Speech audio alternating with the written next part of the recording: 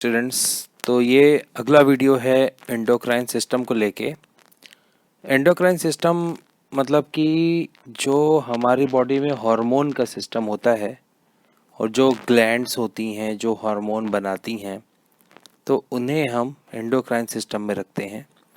देखिए, ग्लैंड्स के बारे में मैं आप बताऊंगा कि हार्मोन्स जो प्रोड्यूस करती हैं उनके बारे में बताऊंगा, उन्हें एंडोक्राइन ग्लैंड्स कहते हैं। इन ग्लैंड्स की खास बात यह है कि ये अपना जो हार्मोन है वो डायरेक्ट ब्लड में सेक्रेट करती हैं। इसके लिए इन्हें डक्टलेस ग्लैंड भी बुलाया जाता है, क्योंकि ये बिना डक्ट के अपने प्रोडक्ट को, मतलब बिना डक्ट यानी कोई पाइप नहीं होगा, डायरेक्ट ब्लड में जाएगा डिफ्यूजन के द्वारा और पूरी बॉडी में ट्रांसपोर्ट होगा और टारगेट सेल को ही स्टिमुलेट करेगा या उसे इफेक्ट करेगा। ये बात आपको याद रखनी है कि वो सिर्फ टारगेट सेल्स को ही, यानी जिस सेल के लिए वो बना हुआ है या वो जिस ऑर्गन में इफेक्ट डालने के लिए बना हुआ है उसको ही टारगेट करेगा। ठीक है। अच्छा, हॉर्मोन्स क्या होते हैं, मैं इनके बारे में अभी आपको बता दूं। हॉर्मोन्स प्रोटीन के बने हुए कॉम्प्लेक्स होते हैं। अगर कहा जाए तो एंजाइम्स भी प्रोटीन के ही बने होते हैं, लेकिन हार्मोन और एंजाइम में काफ़ी अंतर होता है। हॉर्मोन्स किसी भी सेल में होने वाली एक्टिविटी को या तो बढ़ा देगा या तो घटा देगा। सेल के रिस्पॉन्ड सिस्टम को या सेल को स्टिमुलेट कराएगा। एंजाइम किसी होने वाली केमिकल रिएक्शन में वहाँ तक केवल वो सीमित है, वहाँ तक वो अपना एक्शन दिखाता है। जैसे कि डाइजेस्टिव सिस्टम में आपको एंजाइम्स के बारे में पढ़ाया गया, तो वह एंजाइम का काम था। अब जैसे मैं इसकी बात कर रहा हूँ हॉर्मोन्स की, तो हॉर्मोन्स एंडोक्राइन ग्लैंड के ही प्रोडक्ट हैं और इनका फंक्शन मैंने आपको बताया कि टारगेट सेल्स के लिए हैं और ये प्रोटीन कॉम्प्लेक्स ये भी होते हैं। ठीक है ना। चलिए आगे बढ़ते हैं, इतना आपको ओवरव्यू मिल गया एंडोक्राइन सिस्टम को लेके। इसमें अगली बात है, जैसे कि आपको बात दिखा रहा हूँ मैं, इसका नाम हाइपोथैलेमस। ये ग्लैंड की कैटेगरी में तो रखा गया है, बट ये ग्लैंड नहीं है, ये मैं आपको पहले ही बता दूं। हाइपोथैलेमस ब्रेन का पार्ट है जो कि फीडबैक सिस्टम से काम करता है। फीडबैक सिस्टम का मतलब जैसे कि तुम्हारे स्कूल के प्रिंसिपल हैं और वो क्लास टीचर को पूछते हैं। जैसे मैं यहाँ पे इस चीज़ को लिखता हूँ तो देखिएगा, जैसे ये मैं लिखूँगा कि P फॉर प्रिंसिपल और CT फॉर क्लास टीचर और सब्जेक्ट टीचर मतलब ST। ठीक है ना। अब इसी को मैं कंपेयर कराऊंगा इस सिस्टम से। तो H फॉर हाइपोथैलेमस, उसने किसी ग्लैंड को या उसने पिट्यूटरी ग्लैंड को मैसेज दिया, तो P फॉर पिट्यूटरी ग्लैंड। उसके बाद हमारी जो G फॉर ग्लैंड। तो देखना यहाँ फीडबैक सिस्टम क्या होता है कि बॉडी में जब हार्मोन्स प्रोड्यूस होके निकलते हैं, अब सपोज यहाँ पर ये है C for cell, target cell, और यहाँ पर थे तुम भी S फॉर स्टूडेंट। तो देखिएगा, जैसे मैं ऊपर वाले से स्टार्ट करूँगा, जैसे प्रिंसिपल गया या स्टूडेंट गया, बच्चे गया प्रिंसिपल के पास, सर मुझे ये प्रॉब्लम हो रही है, मेरे सर मुझे ये नहीं करा रहे हैं। तो इसने एक फीडबैक लिया या पूछने की बुलाया बच्चों को, चलो मेरे पास आओ, बताओ टीचर, ये सब्जेक्ट टीचर जैसे ये वाले टीचर हैं, ये बायोलॉजी के टीचर हैं, VT सर हैं, कैसा पढ़ाते हैं ये। तो ये बच्चा गया यहाँ से सीधे प्रिंसिपल के पास, बोला सर VT सर तो कुछ पढ़ाते ही नहीं है, वो तो आजकल ठीक से पढ़ा भी नहीं रहे हैं और वो ऐसा ऐसा कर रहे हैं। तो उसने बोला हैं ऐसा क्यों। तो उन्होंने मैसेज दिया क्लास टीचर को। तो क्लास टीचर ने सोचा अच्छा अच्छा अच्छा ऐसा है क्या कुछ, तो उन्होंने फिर इनसे मैसेज दिया। तब जाके ये टीचर आपसे बात करेंगे, अच्छा बेटा ये प्रॉब्लम को सॉल्व करूँगा मैं। चलिए अभी इसी सिस्टम को नीचे अप्लाई किया जाए। तो जैसे कि ये एक सेल है, बॉडी की सेल है। अब इसको जो भी चीज़ों की ज़रूरत पड़ेगी या जो हार्मोन की ज़रूरत पड़ेगी, तो अब सपोज जैसे ये हार्मोन कम पड़ रहा है इसको, तो जो ब्लड जाता है ना, ये मीडियम होता है, याद रखना यहाँ तक पहुँचने का, ये होता है ब्लड, ये मीडियम है यहाँ तक पहुँचने का। तो ब्लड जैसे ही हार्मोन यानी हाइपोथैलेमस तक जाता है, हार्मोन होते हैं उसके अंदर, ब्लड के अंदर हार्मोन होते हैं, ये आप याद रखिए, ब्लड के अंदर हार्मोन्स का लेवल होता है। मान लीजिए ऐसा है कि जैसे सारे हार्मोन ब्लड में हैं और सारे ऑर्गन्स अपना अपना उसको ले लेंगे, रिसीव कर लेंगे, जिसको जो लेना हो ले लो, पर हार्मोन्स बाकियों को अफेक्ट नहीं पहुंचाएगा, केवल उसी को पहुंचाएगा जिसके लिए वो टारगेट बनाया गया है। तो ये हार्मोन देखा इसने कि कम है, कोई हार्मोन कम निकल रहा है, तो इसने तुरंत पिट्यूटरी ग्लैंड को मैसेज दिया कि भाई चलो ये वाली ग्लैंड से तुम काम करवाओ। तो इसने इस वाली ग्लैंड से काम करवाया, और एक्स नंबर ऑफ, मतलब बहुत सारी ग्लैंड है, तो मैंने सोचा चलो थायराइड ग्लैंड की बात करते हैं।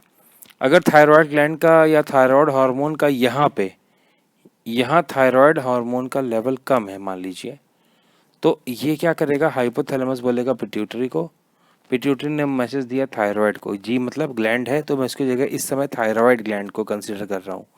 तो उसने उस सेल को मैसेज दिया और वो उसने वापस हार्मोन बनाना चालू कर दिया।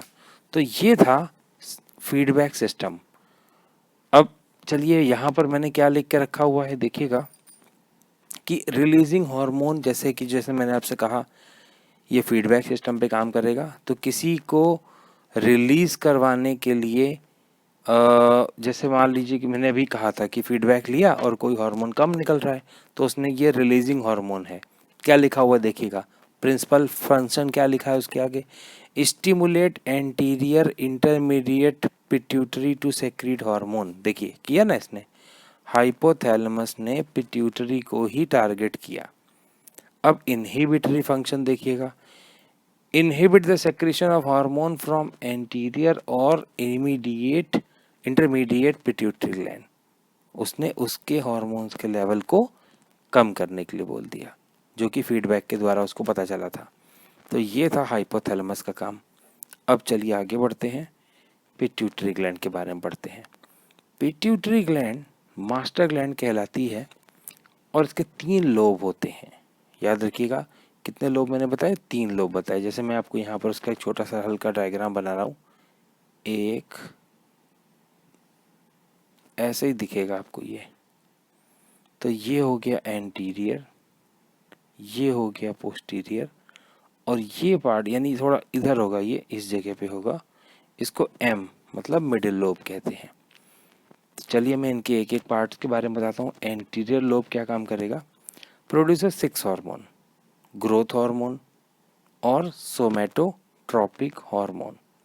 तो देखिएगा, control the overall development of the growth of the body, muscles, bone and tissue. Lack of this hormone यानी hypo activity causes dwarfness to excessive secretion called gigantism. याद रखिएगा कि अगर ये ज़्यादा निकल जाए तो जायंटिज्म नाम की डिजीज होती है, कम निकल जाएगा तो डुआर्फिज्म होता है। दूसरा हार्मोन है थायराइड स्टिमुलेटिंग हार्मोन। अब ये हार्मोन तो नहीं है, पर ये स्टिमुलेटिंग फैक्टर है। यानी स्टिमुलेटिंग फैक्टर क्या होते हैं, जो किसी ग्लैंड को मैसेज देते हैं। याद रखना इस बात को, ये मैं जिसके ऊपर स्टार लगा रहा हूँ ये खुद का हार्मोन है इसका, और जिसके ऊपर मैं ये डबल टिक कर रहा हूँ ये स्टिमुलेटिंग फैक्टर है। तो ये फैक्टर हार्मोन नहीं है, क्योंकि ये थायराइड ग्लैंड को स्टिमुलेट करेंगे जाके। क्या लिखा है, control the growth and the function of the thyroid gland, stimulate the thyroid gland to produces thyroxine. यानी जो थायराइड ग्लैंड हार्मोन निकालती है थायरॉक्सिन, इसके कहने पर निकालती है। ओके, सेकंड है, थर्ड है कि एड्रिनो ACTH एड्रिनोकॉर्टिकोटॉपिक हार्मोन। अब ये क्या करता है, कंट्रोल द एड्रिनल कॉर्टेक्स। यानी कि जो उसके हार्मोन है, कहाँ के हार्मोन है, एड्रिनल ग्लैंड के हार्मोन है, उन्हें स्टिमुलेट करेगा। ओके, तो अब हम इसके बाद आगे बढ़ेंगे नेक्स्ट ग्लैंड के लिए या इसके नेक्स्ट पार्ट के लिए। तो अच्छा, मैं पहले आपको एक पार्ट दिखा देता हूँ, यही जो मैंने आपको बताया, ये पिट्यूटरी ग्लैंड की लोकेशन है। अब इसे देख लें, ये पिट्यूटरी ग्लैंड की लोकेशन है, एंटीरियर, पोस्टीरियर, और ये हाइपोथैलेमस से डायरेक्टली कनेक्टेड है। ऊपर देखिएगा। आगे देखते हैं इसके अगले पार्ट के बारे में। एडिनोकॉर्टिकोट्रॉपिक हार्मोन ये मैंने बता दिया है ना। अब देखिएगा डी, गोनेडोट्रॉपिक हार्मोन, यानी ये क्या करता है कि गोनेड्स को स्टिमुलेट कराता है। गोनेड्स मतलब टेस्टिस और ओवरी को, ताकि वो अपने अपने और अपने जो अपनी सेल्स होती है, जैसे टेस्टिस क्या बनाता है, स्पर्म, ओवरीज क्या बनाती है, ओवम या एग्स, तो उन्हें वो मैच्योर कराएगा और बनाने के लिए मैसेज देगा। उसमें दो होते हैं, एफएसएच और एलएच। गोनेडोट्रॉपिक कैटेगरी है, उसमें दो हार्मोन होते हैं, एफएसएच और एलएच, फॉलिकल स्टिमुलेटिंग हार्मोन और ल्यूटिनाइजिंग हार्मोन। तो एफएसएच और एलएच का यही काम है कि ये दोनों के दोनों, जैसे देखिए क्या लिखा हुआ है यहाँ पे, इट मेक द सेकंड वाले बॉक्स में, in males it stimulate the secretion of male hormone testosterone, और फीमेल में ईस्ट्रोजन और प्रोजेस्टेरोन हार्मोन, ठीक है ना। और पहले वाले में क्या लिखा था कि मेल में वो स्टिमुलेट करेगा स्पर्मेटोजेनेसिस, और फीमेल्स में oogenesis कहते हैं उसको, फीमेल्स के एग के फॉर्मेशन को। ये दोनों हार्मोन यही काम करते हैं, दोनों करते हैं। प्रोलैक्टिन हार्मोन PRL कहते हैं, मिल्क प्रोडक्शन के लिए आफ्टर चाइल्ड बर्थ, तो वुमेन्स में जो लैक्टेशन होता है उसके लिए रिस्पॉन्सिबल है। चलिए नेक्स्ट पढ़ेंगे इंटरमीडिएट लोब, या हम उसको मिडिल लोब कह रहे थे। MSH है, MSH मतलब melanocyte stimulating hormone, stimulates the synthesis of melanin.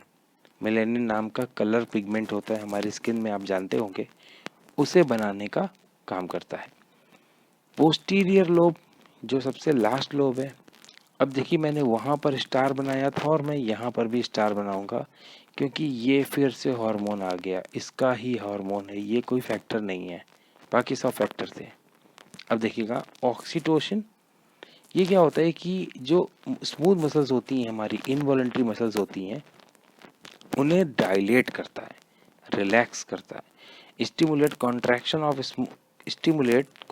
Of smooth muscle at the time of child birth, यानी कि जो यूटरस का जो ओपनिंग है उसे डायलेट करेगा और अंदर से यूटरस को कॉन्ट्रैक्ट करेगा कि वो बर्थ को मतलब चाइल्ड को बाहर निकाल सके, ठीक है ना। और helps in the milk ejection from the memory gland, ठीक है ना। ये हो गया। इसके बाद वैसोप्रेसिन या एडीएच नाम है इसका, regulate water and electrolyte balance in the body, यानी ये भी कह सकते हो कि यूरिन फॉर्मेशन को कंट्रोल करना। अगर पानी कम है बॉडी में तो वो यूरिन नहीं बनने देगा, और उस समय पे आपको याद रखना चाहिए कि देखिएगा कभी कभी यूरिन का कॉन्सेंट्रेशन येलो दिखता है, तो जब येलो दिखे तो इसका मतलब है कि बॉडी में पानी का लेवल कम है और यूरिन कम बन रही है इसी वजह से, और वो एडीएच की वजह से हो रहा है। तो ये था पूरा का पूरा पिट्यूटरी ग्लैंड को लेके टॉपिक, जिसमें मैंने 3 लोब बताए, एंटीरियर, इंटरमीडिएट या मिडिल और पोस्टीरियर। आप इन तीनों के बारे में समझिए। अब देखिए इसके लिए खुद भी आपको टेबल बनानी है, खुद बनानी है एक बार टेबल। मैं जो टेबल लिख के दे रहा हूँ ये टेबल आपको फिर से खुद बना के मुझे दिखानी है। देखिए नेक्स्ट ग्लैंड है पीनियल ग्लैंड। पीनियल ग्लैंड हमारे हाइपोथैलेमस के थोड़ा सा नीचे पाई जाती है, या वो ब्रेन के भी अंदर आप इसे देख सकते हैं, मतलब ब्रेन के अंदर नहीं होगी काफ़ी। अगर आप देखेंगे उस पोर्शन को जिस पोर्शन में ब्रेन है, यानी कि हाइपोथैलेमस के थोड़ा सा और नीचे, यानी कि राइट साइड में पिट्यूटरी है, लेफ्ट साइड में छोटी सी डॉट एक पाई जाती है, और ये ग्लैंड है एक, ये एक्चुअल एक ग्लैंड है। और ये ग्लैंड का काम क्या है, बड़ा ही इम्पोर्टेंट काम है। जैसे कि ये पाई जाती है lie between 2 cerebral hemisphere of the brain, regulate cardian circadian rhythm.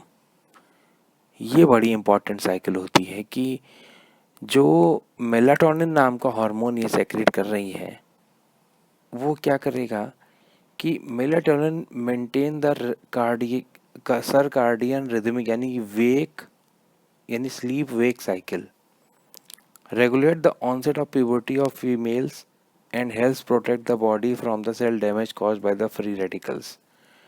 मतलब जो मैच्योरिटी होती है फीमेल्स में, प्यूबर्टी का जो टाइम होता है उनमें ज़्यादा उनको और कंट्रोल करने काम करता है, स्टिमुलेट करता है।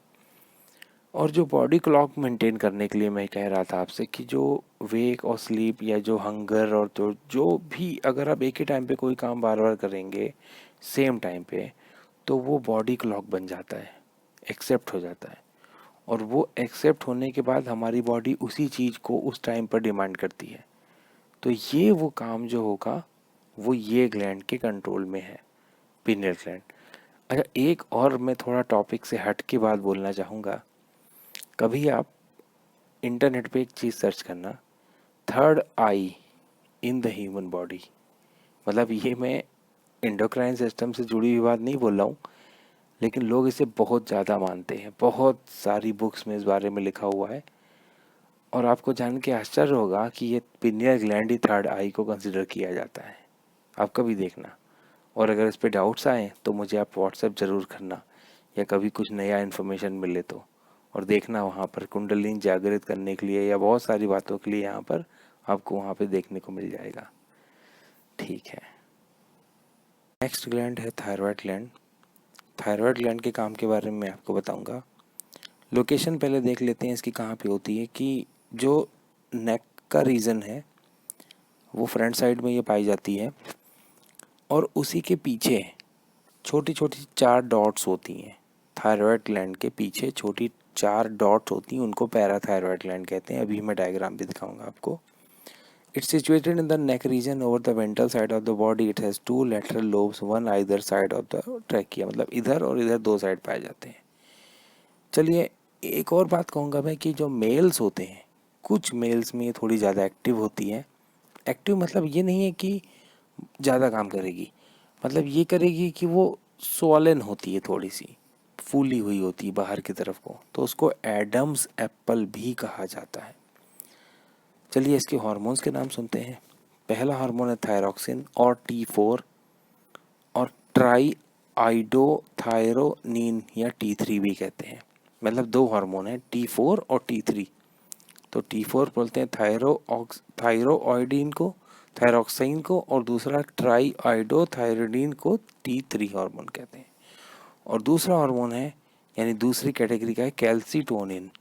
तो T4 और T3 stimulate the rate of cellular oxidation and metabolism. याद रखिएगा कि जो ब्रेकडाउन ऑफ ग्लूकोज है उसे रेस्पिरेशन कहते हैं। ये तो आप जानते हैं, 9th में भी पढ़ा है आपने, अभी लास्ट चैप्टर में भी पढ़ा है। रेस्पिरेशन मतलब ग्लूकोज का ब्रेकडाउन। लेकिन ये बात आपको नहीं पता कि ग्लूकोज के ब्रेकडाउन को स्टिमुलेट करता है ये हार्मोन। अगर ये हार्मोन नहीं होगा तो एरोबिक रेस्पिरेशन भी नहीं होगा। हाँ, ये बात आप याद रखिए कि ये हार्मोन उसे ब्रेक करने के लिए स्टिमुलेट करता है। अगर ये कम हुआ तो इंसान क्या होगा, मोटा होता चला जाएगा। याद रखिएगा इस बात को। उसके बाद कैल्सीटोनिन क्या होगा कि, अच्छा हाँ, एक और बात बोल देता हूँ मैं आपको। अगर वो ज़्यादा हुआ तो इंसान पतला भी होता जाएगा। अगर वो दोनों हार्मोन ज़्यादा हो गए, कम हो गए, तो इंसान मोटा होगा, और अगर ज़्यादा हो गए तो इंसान पतला होगा। दोनों कंडीशन खतरनाक हैं, इसलिए बैलेंस रहना चाहिए। नेक्स्ट आते हैं कैल्सीटोनिन को। Calcitonin lowers calcium level by the suppressing release of the calcium ions from the bones.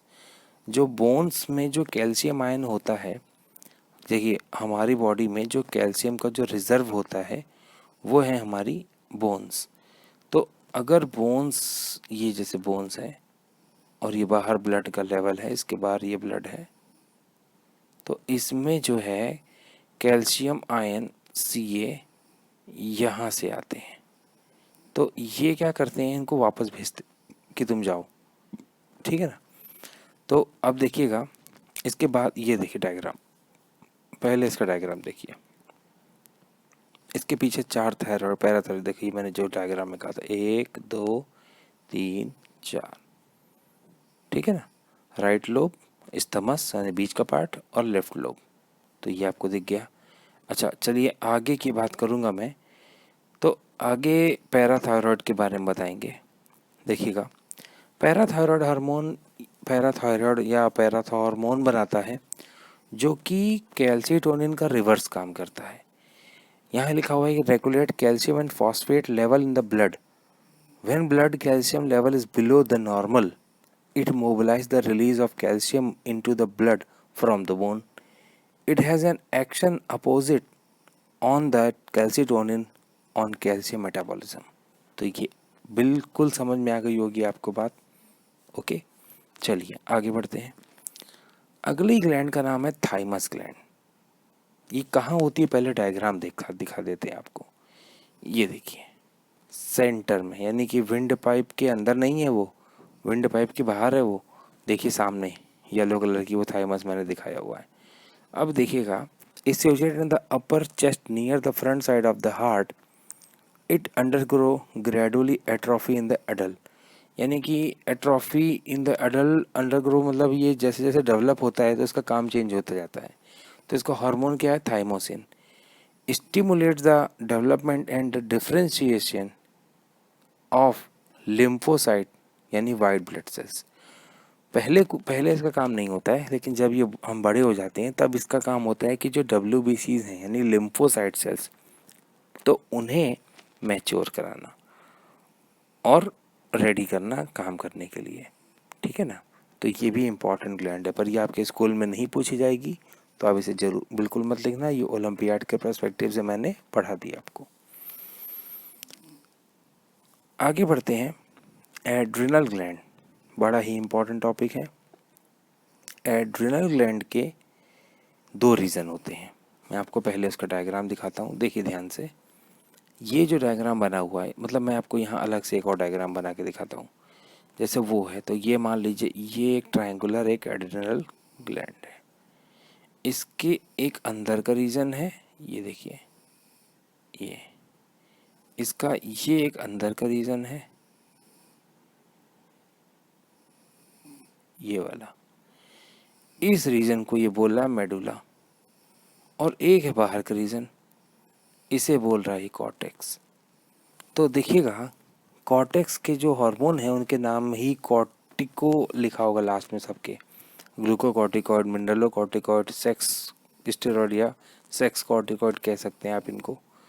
और जो मेडुला के हार्मोन हैं उनके बारे में आपने ज़रूर सुना होगा, यही NCERT में है और यही आपको पढ़ना है, वो तो एक्स्ट्रा में है। एपिनेफ्रिन और नॉर एपिनेफ्रिन, जिन्हें हम दूसरे कॉमन लैंग्वेज में एड्रिनलिन ऊपर वाले को और नॉन एड्रिनलिन बोलते हैं। तो ये बारे में आपको मैं पीछे चल के दिखाता हूँ। चलिए वापस आते हैं उसी स्लाइड पे। चलिए एड्रिनल कॉर्टेक्स का हार्मोन जो मैंने आपको दिखाई थी, जो बाहर साइड में होते हैं, ग्लूकोकॉर्टिकॉइड, ये ग्लूकोज मेटाबॉलिज्म और प्रोटीन, फैट, कार्बोहाइड्रेट को लेवल, ब्लड शुगर लेवल को मेंटेन रखते हैं।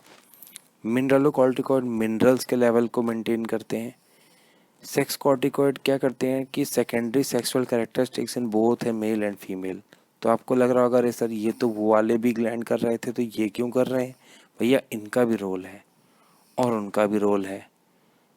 हाँ, क्योंकि अगर सिर्फ थायराइड ही कर लेता, थायरॉक्सिन ही कर लेता, तो इनकी ज़रूरत ही क्या थी, है ना? तो इनकी भी ज़रूरत पड़ेगी, ये भी अपना रोल उसमें प्ले करते हैं। एड्रिनल मेडुला, इसके सेक्रेट 2 हार्मोन्स। एड्रिनलिन देखिए मैंने वही नाम से आपसे कहा था, एपिनेफ्रिन, और नॉन एड्रिनलिन का नाम नॉन एपिनेफ्रिन। तो देखिएगा इन दोनों के बारे में वही है कि ये एक तो फाइट, फ्लाइट और फ्राइट, मतलब डरे होने, फाइट मतलब लड़ने पे, फ्राइट मतलब डरे होने पे, और फाइट मतलब झगड़ा करने पे। एड्रेनालिन क्या होता है कि जब हम इन चीज़ों में होते हैं तो हमारे ब्लड के लेवल यानी कि BP के लेवल को कम करने की कोशिश करता है। और जब हम उल्टा कहेंगे नॉन एड्रेनालिन, वो इसका रिवर्स होता है, याद रखिएगा, वो उसका रिवर्स काम करेगा कि नीचे से उठाने की कोशिश करता है वो। और एड्रेनलिन क्या होता है, जब हम डरे हुए होते हैं तो हमको बचाता है। जब हम झूले से नीचे उतर रहे होते हैं, या हम लड़ रहे होते हैं, या हम कोई ऐसी बहुत ही चैलेंजिंग काम कर रहे होते हैं, या हम जैसे कि ऊंचाई पर एक रस्सी पर चल रहे होते हैं, या कोई बहुत डेयरिंग काम कर रहे होते हैं, तो एड्रेनलिन का लेवल हाई लेवल पे होता है। क्योंकि हार्ट बीट को वो कंट्रोल रखता है, तुक तुक तुक तुक अगर बढ़ती जा रही है तो।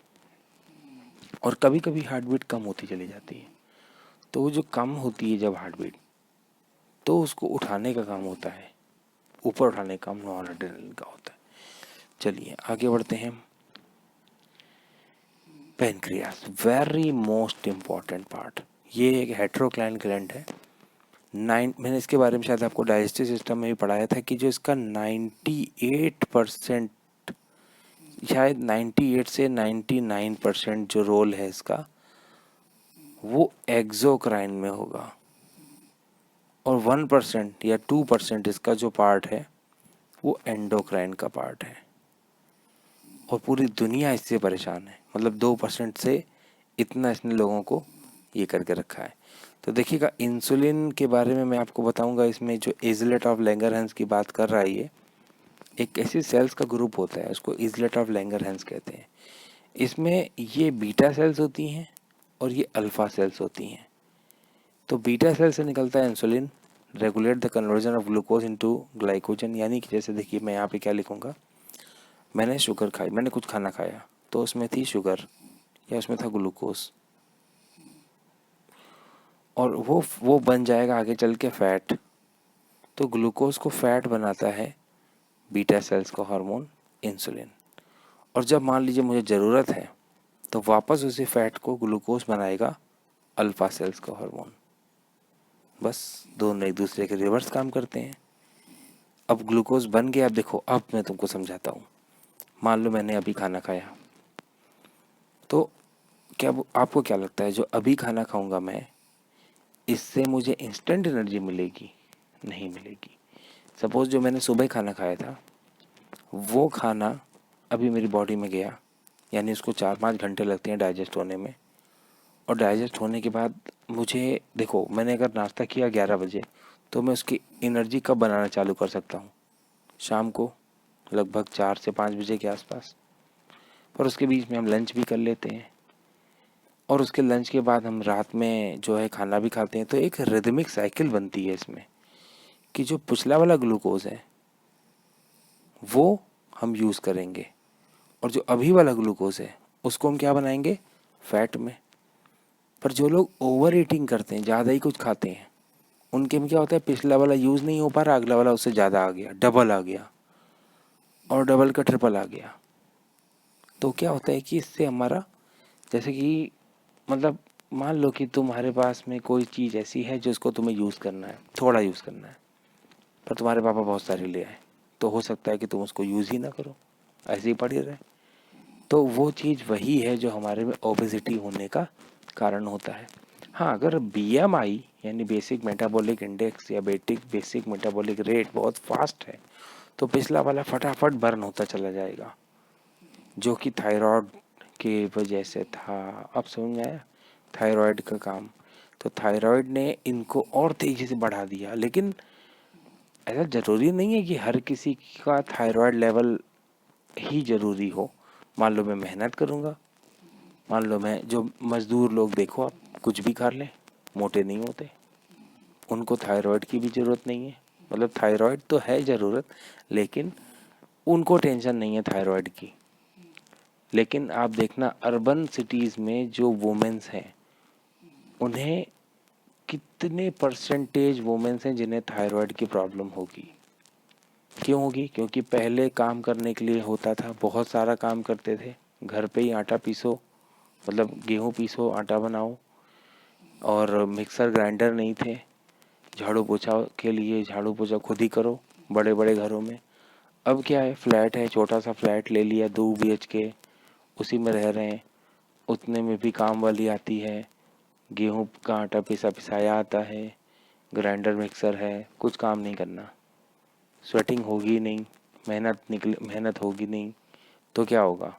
थायरॉक्सिन की ज़रूरत पड़ेगी फिर तो इस समय पे इसी वजह से सारी की सारी ये बीमारियां पैदा हो रही हैं, स्ट्रेस से जुड़ी हुई। तो चलिए हम आगे बढ़ते हैं, इन चीज़ को ख़त्म करके आगे बढ़ा जाए। आई होप आपको समझ में आया होगा। ये था डायग्राम पेनक्रियास का। देखिए, ऊपर वाला डायग्राम एंडोक्राइन है, नीचे वाला एक्सोक्राइन है। बहुत ही क्लियर डायग्राम है, क्रिस्टल क्लियर, ध्यान से देख लीजिए। पेनक्रियाज है, वो डाइजेस्टिव एंजाइम भी निकालता है, याद है ना आपको? वो देखो ये वाले, ये इस वाले से देखो नीचे जा रहा है और उस वाले से देखो ऊपर जा रहा है, ये दिख रहा होगा आपको? ये आई होप अच्छे तरीके से दिख रहा होगा। ये ब्लड में जा रहा है ऊपर, और ये वाला देखो, ये वाला नीचे से यहाँ से अंदर जा रहा है। ओके, चलिए अगला बढ़ते हैं, आगे बढ़ते हैं। ये इसका लास्ट टॉपिक है। हाँ, मैं आपको यहाँ पे एक बात और बताना भूल गया कि डायबिटीज़ जो है कि वो इसी वजह से होती है। बीटा सेल्स जो होती हैं बड़ी सेंसिटिव सेल्स होती हैं, बहुत ही सेंसिटिव। इतनी सेंसिटिव होती हैं जैसे कि अगर आप स्ट्रेस लेंगे तो सबसे पहले उस पर इफ़ेक्ट होगा, और वो अगर ख़राब होना चालू हो गई तो नई नहीं बनती हैं, और वो बहुत कम होती हैं, बहुत ही कम, और वो इंसुलिन बनाती हैं। तो अगर वो कम हो गया, मान लीजिए कि इंसुलिन का लेवल कम हो गया, तो हमारे बॉडी में ग्लूकोज का लेवल क्या होगा? बढ़ेगा। समझ में आ गया ना आपको? जब ग्लूकोज कन्वर्ट करने वाला ही नहीं है तो सिंपल सी बात है कि वो ग्लूकोज का लेवल बढ़ेगा। ठीक है, इसको टाइप 2 डायबिटीज़ कहते हैं, याद रखना, type 2 diabetes. Okay, ovarian ovaries और टेस्टिस, तो ये लगभग मैंने कुछ पहले भी बताया आपको। ओवरीज के ईस्ट्रोजन और प्रोजेस्टेरॉन, और टेस्टिस का टेस्टोस्टेरोन। ये दोनों, ये तीनों ही हार्मोन का काम अपने अपने लिए वही है कि ये ऊपर वाला बनाएगा, ओवरीज को स्टिमुलेट करेगा ताकि वो अपने ओवम या एग सेल्स बनाए और सेकेंडरी सेक्सुअल कैरेक्टरिस्टिक्स को डेवलप कराएं। टेस्टोस्टेरोन का भी वही काम है कि वो स्पर्म और ओवम, स्पर्म को बनाने के लिए मदद करेगा और सेकेंडरी सेक्सुअल कैरेक्टरिस्टिक्स को कराएगा, डेवलप कराएगा मेल्स में। तो यहाँ से लगभग एंडोक्राइन का पूरा पूरा सिस्टम का टॉपिक ख़त्म होता है। और किसी को भी कोई डाउट हो, बुक रीडिंग करिएगा, आप पढ़िएगा, देखिएगा, और जो डाउट आए तो आप मुझसे ज़रूर पूछिएगा। Okay, thank you.